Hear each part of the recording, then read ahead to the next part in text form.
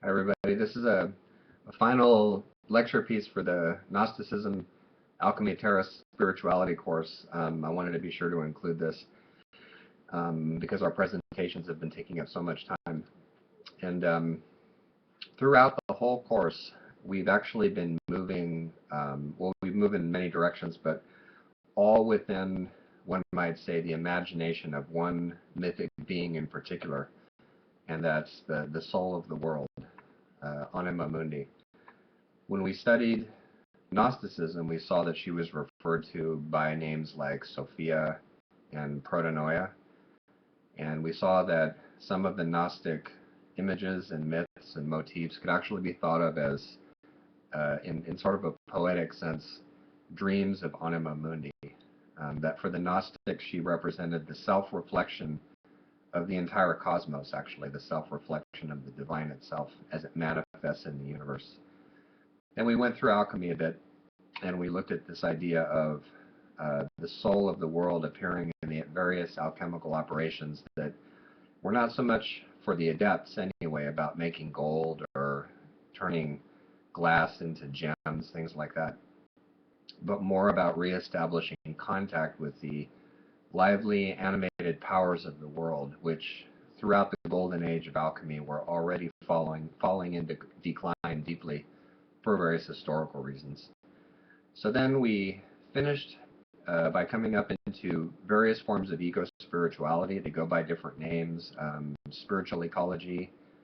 There's a new field now hosted through Yale, which is called religion and ecology. There's a lot of really interesting writing going on.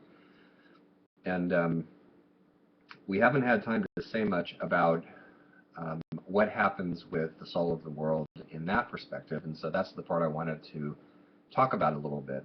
And this is also going to be the most speculative piece of the course, so I hope you like it. And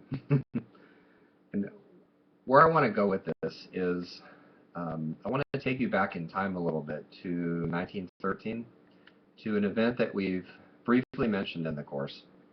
And that was Carl Jung's being assailed by the forces of the unconscious, especially in terms of visionary experiences that he was having then.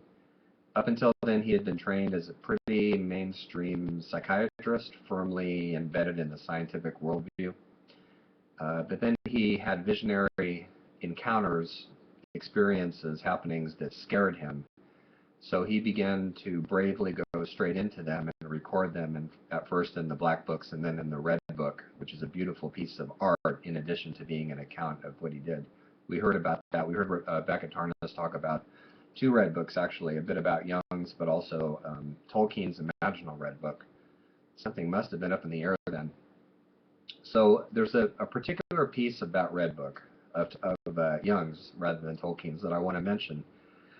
And it goes by relatively rapidly, but I think it's absolutely crucial for an understanding of Terraspirituality and everything that comes out of Jung's work that has to do with reimagining our relationship to Earth. And so in the Red Book, there's an event where he encounters the heroic god Gilgamesh. In the Red Book, he refers to him as by a different name. It's escaping me at the moment. Starts with an I. I can never get it in my head. So he encounters Gilgamesh and Izdubar, that's the name. And Gilgamesh says, I'm on the way to the moon. Can you help me get to the moon? And in this visionary experience, Jung replies somewhat cynically, well, science has shown that the moon circles the Earth. You can't really get to the moon from here. And so Gilgamesh, who up until then was this enormous, fearful, visionary being, he collapses, and he accuses Jung of poisoning him. You poisoned me. And Jung, again, kind of cynically says, well, science is poisoning a lot of us these days. I think what he's actually speaking to is scientism, the mechanistic worldview that comes out of some of that, not so much science per se. But in any case, Jung, when he sees Gilgamesh collapse, has a crucial insight. And the insight is that the gods are psychological entities. This is the whole it's actually not just an insight, but the whole set of insights, this ethical discovery that's behind the idea of the archetypes. Jung doesn't use that Gnostic word archetype in the Red Book. He comes across it later from studying Gnosticism. But that's what he's talking about in this one episode in the Red Book. So Jung says, so if the gods aren't just supernatural people standing behind the weather or volcanoes or what have you, if the gods actually are psychological, then their basic structure is that of fantasy. Not fantasy in the sense of just making things up, but in the sense of the imaginal, the way Henri Corbin used to talk about it. It's its own kind of reality, its own imagistic basis. So Jung, in his imagination, shrinks down the god into the size of an egg, this wounded god, and he carries him off, and later puts down the egg, and he begins doing these incantations over the egg. And the god turns into a huge fountain of fire, and he leaps out of the egg, healed by Jung's attentions. And then when the last Jung sees of him, the god has taken up the form of the sun in the east. So this is a remarkable visionary happening when you really think about the implications of it. Through psychological effort, Jung has participated in the rebirth of a heroic solar god, moving him from the old way of imagining him as kind of a supernatural person to seeing him as a force of nature. And it would be difficult to overestimate the magnitude of this idea. Not only does Jung reimagine the gods and the sacred as archetypal, as psychological, but also as having a root in the natural world. And this serves as a sort of gateway to other discoveries. So from there, Jung goes on to write about archetypes primarily as psychological. He did that all through his life, all the way to the end of his career. In his last writings about archetypes, he says that they are basically images of instincts. So Jung remains committed through all of his work to a biological substrate for the instinct, for the archetypes, an instinctual basis for them, which in some ways is quite limiting. He also persists in thinking of archetypes as primarily internal, primarily psychological. And in his later work on synchronicity with the physicist Wolfgang Pauli, Jung gives examples of how a certain archetypal configuration has an impact in the outer world. And of course, one of the most celebrated examples of that appears in Memories, Dreams, Reflections, where Jung is having an argument with Sigmund Freud, and in the cabinet next to his head, there's a banging sound, and a knife separates into pieces. But there's lots of examples of synchronicities throughout Jung's work, and those of us who are alert to them see them all the time coming up in our lives. So in this idea, the archetype, which is primarily psychological, has an effect on the physical world. Now, that's as far as Jung got with it. He noticed that, so a lot of people say, this was the way that Jung brought archetypes into the world and connected them to nature. Yes and no. Jung remains committed to an individualistic view of psychology, even as he talks about the collective unconscious. And in that relationship where an activated archetype has a synchronistic effect, even then, the archetype is privileged as psychological. So Jung is still thinking of it as the psychological is influencing the physical and the natural, not that they arise together. Later Jungian theorists have made that connection and say that they arise together. Michael Conforti's work does that to some extent. My own work tries to push that even farther. So within all this, the archetypal figure of the world soul has been, in a way, taken down from heaven, put into matter and chemicals through alchemy, and then brought inside through depth psychology, Jungian depth psychology. So what's the next move? That's the question I've been asking myself for a while. In class, we talked about terrapsychology, and I'm going to post a link or two here at YouTube so people can follow that up with some brief writings on that. But my way of doing it has to do with seeing how presences in the landscape, even the landscape itself, have a profound impact on us psychologically, not just literally, but metaphorically as well. When human cultures are built in estuaries, for instance, they take on the characteristics of an estuary, the same if they're built on the top of a mountain or deep down in a valley. There are certain places that just seem like magnets for certain myths. Dionysus in San Francisco, for instance. And the myths don't have to be European. They're in fact, originally they're not European. They're whoever the indigenous gods and goddesses are, or spirits or animals. So if we take Jung's move of seeing that God images are archetypal, and we simply extrovert it, and we start looking around outside, suddenly we see a lot of archetypes. So an example that I have often used is the spiral. Jung writes about it as a symbol of individuation, that when you individuate, it's not a straight line that just goes forward. It's actually a revisiting of themes over and over again in your life, or a spiral that goes up this way. Well, there's a lot of spirals around us, too. They're a basic structure of the natural world, whether they're galaxies or water going down a drain or plant wrapping around a stem, what have you. The same is true of other archetypal figures. The net is an archetype that you find everywhere. Circles and different shapes, different forms. So here's the terraspiritual move, and I'm using that word terraspirituality to indicate a very specific, depth-informed, silver tradition kind of eco-spirituality, one that takes all of the previous developments that we've talked about in class into account, or tries to anyway.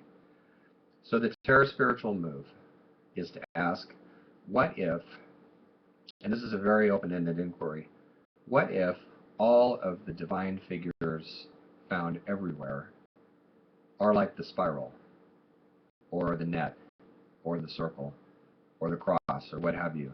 In other words, what if all archetypal divine figures everywhere are actually images and metaphors that point directly to natural processes? So I'll give you some examples to make this a bit concrete. So we've been talking all throughout the course about Sophia, and we've also mentioned some of her sisters. So Athena, Sekhmet, Amaterasu is the Japanese sun goddess who has qualities that are very much like those of Sophia. She appears everywhere, in many different pantheons and spiritual systems. You could think of her as archetypal wisdom. So many different mythic faces for archetypal wisdom, with a capital W, which the Gnostics thought of as permeating the entire cosmos. So, if we think of her that way, that Sophia, that the wisdom goddess archetype, is the power of wisdom, of self-reflection, of looking inward everywhere, that gets us to a somewhat different place by moving from the interiority that Jung was exploring outward again, but keeping the interiority. So Sophia is showing up, or her sisters, in our dreams, for instance. They show up inside of us. They may show up in our manner of speaking or in some life-changing situation that we get into. But they're simultaneously outside of us. So if we hold them less dualistically than Jung was inclined to do, then suddenly we find ourselves surrounded by archetypal figures that all of the world's mythologies, stories, fairy tales, and folklore have talked about. So what if Zeus, to use a Greek example, is the higher view of everything? Whenever you have a higher view, whenever you look at things from a distance, what if that's Zeus? And in other pantheons, they would call him Doida, and many different names, many names for the Father God. I mentioned in the Founders Day, briefly in the Founders Day speech I gave, um, I talked a little bit about Aphrodite as one of the many love and sex and beauty goddesses. She has many sisters. They go by different names, Enya, all kinds of different names, and Freya, Venus. They're often connected with the sea somehow. In Aphrodite's case, with the foam of the sea. So if we think about the quantum foam and how pairs of particles come out of it, they rush together and meet and they liberate their energies. And that's basically what constitutes reality, particles and antiparticles endlessly meeting in a state of quantum flux. Isn't that just a modern way of saying that, as Plotinus put it, the universe is an Aphrodite? That the power of allurement, in Brian Swim's terms, is one of the primal powers of the universe that holds everything together, whether we're talking about subatomic particles or human relationships or non-human relationships, or the orbit of planets around suns, or the entire configuration of the body of entire galactic systems. The force of attraction could be thought of in an updated way as an Aphrodite, or as a Freya, or as any of the other love and sex and beauty goddesses in the various pantheons, non-European as well as European. The very galaxy that we live in has a European name, but it's an interesting one. The Milky Way galaxy is actually named after an incident involving Hera, who you could think of as the Queen of Heaven. She's often talked about as a marriage goddess, but we could think of her less literally as the force that maintains all these relationships in balance. So Aphrodite brings them together. She's the force of attraction, but Hera maintains them. That would be an archetypal way of thinking about it. I mentioned Dionysus earlier. He's in many ways patterned after Osiris, the Egyptian god. And so whenever there's a seed that's planted and or any kind of vegetation that has to die underground and sometimes be dismembered symbolically and physically so that it can grow again into new vegetation, that is where we find Dionysus and Osiris.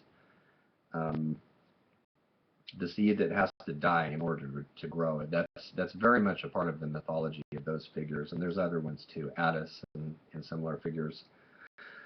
Excuse me. Trickster. So what if we think about trickster as the basic uncertainty of things, the basic trickiness of things? For the first time ever this year, somebody captured a photograph of a photon in an in-between state as both particle and wave. And it was such an interesting photograph. There was a flicker of colors like a rainbow or like a multicolored fabric rippling. And I was immediately reminded of all those stories about the multicolored traveling cloak of Hermes, the trickster god.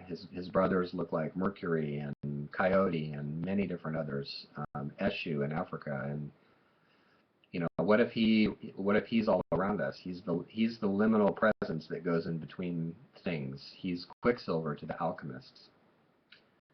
And then think about all those nature spirits that all social groups talk about, especially pre-industrial ones. The naiads and dryads and beings in the ocean, beings in the air, beings in fire itself, air itself, all having sacred names. Think about all the sacred animal presences. The English word animal actually comes from anima, which means soul. So what an amazing, lively place we live in. And the great thing that makes me excited about it, one of the great things, is that we can look at the old stories and myths and folklore as updatable. And there's a comment that Jung makes in his work. The basic idea was one that he got from the Gnostics, because this is what they did with their own myths. Jung's comment is, the most that we can do is to dream the myth onward and to give it a modern dress. So all the beings that have been cast out by modern secular material rationalism really aren't gone in this Terraspiritual perspective. They're all waiting in the wings. They're all waiting to come back. And as we shift from a mechanistic worldview to a more participatory, networked one, it can invite these beings back, but in a way that we can understand them with our contemporary consciousness without abandoning any of the achievements of science or any of the knowledge that we've accumulated over all that time since they last put in an appearance. And of course, in many corners of the world, they haven't disappeared at all. It's primarily in the industrial West that they've seemed to go away. So the implications of this is something I'd like to unpack a little bit here. So a question that comes up, so how are the gods reborn? I'm just going to use gods in the generic sense of all these divine powers that are now seen as immanent, as imagings of intelligent natural forces. So how are these reborn immanent gods different from the old ones? Well, we can see them as not behind natural forces, but as natural forces, that they're actually in the forces that we deal with every day.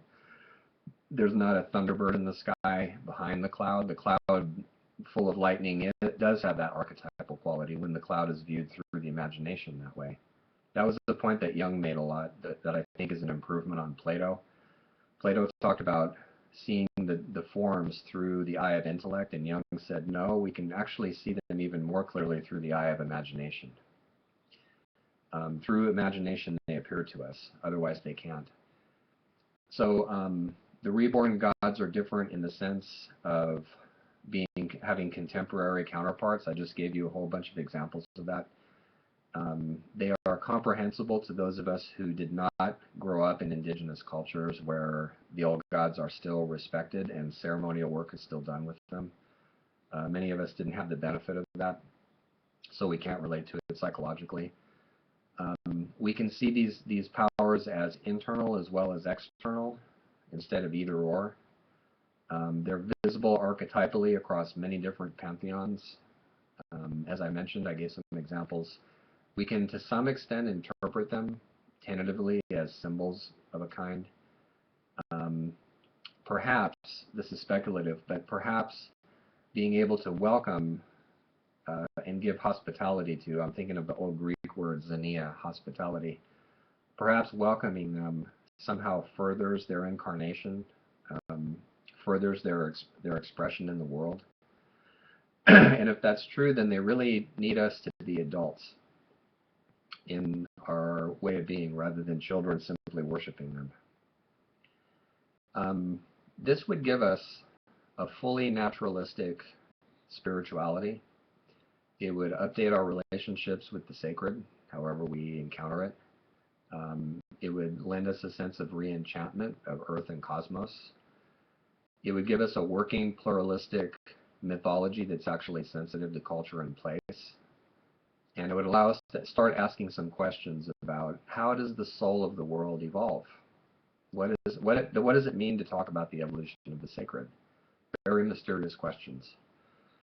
So my own version of this, and I'm mentioning it because people have asked me about it, my own Terraspiritual path looks a little bit like this.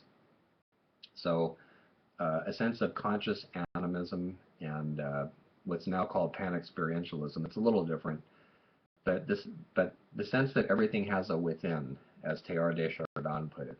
And there's actually, in the West especially, there's a long tradition of this. It appears all over the world. But I'm going to post a link here at YouTube to an article I wrote that the middle section contains a very long list of some pretty surprising past and present names of people who took this animistic idea very seriously. It has roots in every pre-industrial indigenous tradition, but it's in contemporary language and imagery. And a basic Terra spiritual goal is love and appreciation of the divine powers that incarnate as person, planet, universe. There's no official clergy, there's no hierarchy, creed, or sacred book. In a way, all books are sacred. There's no guilt, obedience, submission, or doctrine. There's the idea that the archetypes live around us as well as within us, and that the role of human beings is to safeguard and appreciate the creation and help its powers continue to incarnate. So I'm going to finish this by mentioning that I had a recent conversation with Brian Swim over tea. It was really great. I love talking to him and hearing what he's up to.